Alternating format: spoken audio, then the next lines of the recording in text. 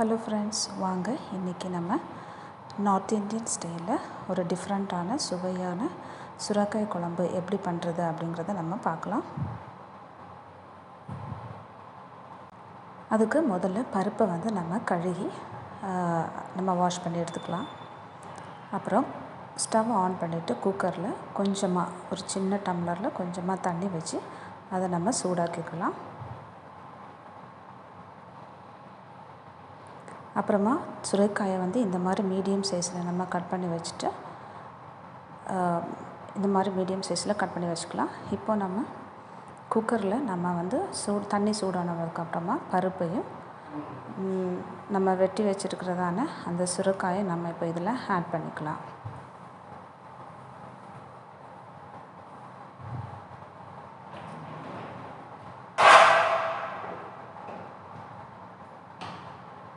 அதுக்கப்புறமா நம்ம வெங்காயத்தையும் மிளகாயும் ரெண்டையும் ரொம்ப க்ரீமியாக கிரைண்ட் பண்ணாமல் 1-2 அதை அரைச்சி அந்த கலவையை நம்ம இப்போது குக்கரில் நம்ம இதை ஆட் பண்ணிக்கலாம்.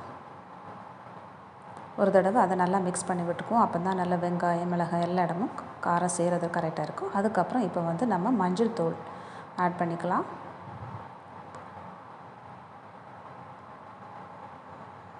அதுக்கப்புறமா தேவையான அளவு உப்பு,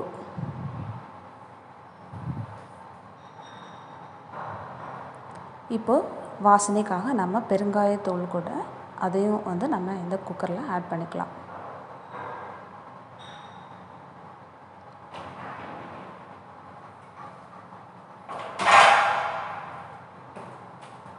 எல்லாத்தையும் ஆட் பண்ணதுக்கப்புறமா நம்ம மிக்ஸ் பண்ணியிருக்கோம். நல்லா மிக்ஸ் பண்ணிவிட்டு இப்போ நம்ம ஒரு கொதி வர வரைக்கும் நம்ம விடலாம்.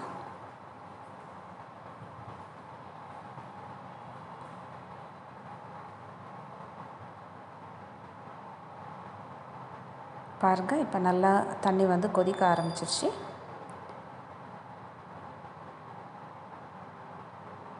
இந்த டைமில் நம்ம கீ இருக்கு இல்லையா, நெய் இருந்துச்சுன்னா அதை நீங்கள் ஆட் பண்ணிக்கலாம். இல்லாட்டி நீங்கள் ஆயில் கூட ஆட் பண்ணிக்கலாம். அது உங்களோட ஆப்ஷனல் தான். கீ ஆட் பண்ணும்போது இன்னும் கொஞ்சம் டேஸ்ட்டாக இருக்கும். அதனால் நாங்கள் 1 ஸ்பூன் கீ ஆட் பண்ணியிருக்கோம். இப்போ எல்லாத்தையும் நல்லா மிக்ஸ் பண்ணதுக்கப்புறமா குக்கரை மூடி வச்சு ஒரு 3 விசில் வர வரைக்கும் நம்ம இந்த கலவையை வேக விடலாம். இப்போ கடாயில் எண்ணெயை வச்சுட்டு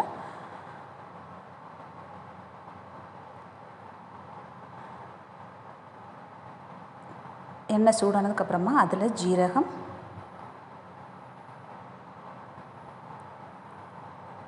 அப்புறம் சின்னதாக வெட்டி வச்ச பூண்டு,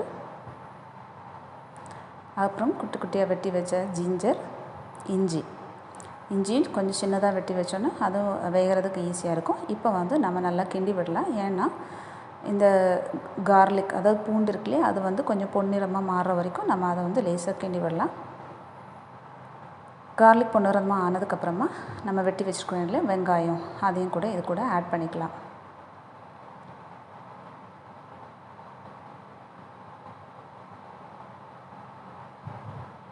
இப்போ இதெல்லாம் ஆட் பண்ணதுக்கப்புறமா நம்ம வெங்காயம் வேகிற வரைக்கும் நம்ம அதை கிண்டி விட்டுட்டே இருக்கலாம்.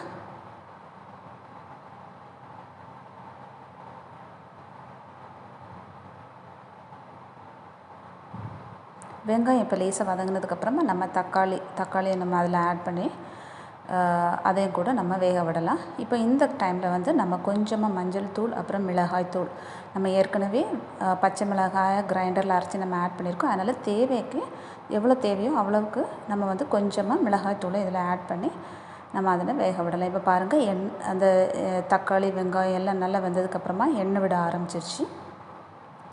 எல்லா தக்காளி வெங்காயம் எல்லாமே நல்லா ஃப்ரையும் கூட ஆயிடுச்சு. இந்த டைமில் நம்ம வேக வச்சோம் இல்லையா சுரைக்காய் பருப்பு, இதெல்லாம் நம்ம அதில் மிக்ஸ் பண்ணிக்கலாம். எல்லாம் மிக்ஸ் பண்ணதுக்கப்புறமா நம்ம ஒரு தடவை நல்லா கிண்டி விட்டுக்கலாம். அப்போ தான் எல்லா மசாலா, அதாவது அந்த வெங்காயம் தக்காளி அந்த மசாலாவும் இந்த பருப்பு சுரைக்காய் இதெல்லாம் நல்லா மிக்ஸ் ஆகியிருக்கும். இந்த டைமில் நீங்கள் சால்ட், அதாவது உப்பு கரெக்டாக இருக்குதா அப்படிங்கிறத செக் பண்ணிக்கோங்க. நம்ம ஏற்கனவே சுரைக்காயை வேக வைக்கும்போது சால்ட்டு போட்டோம். ஆனால் இப்போவும் கொஞ்சம் செக் பண்ணிவிட்டு தேவையான அளவு உப்பு சேர்த்துக்கோங்க.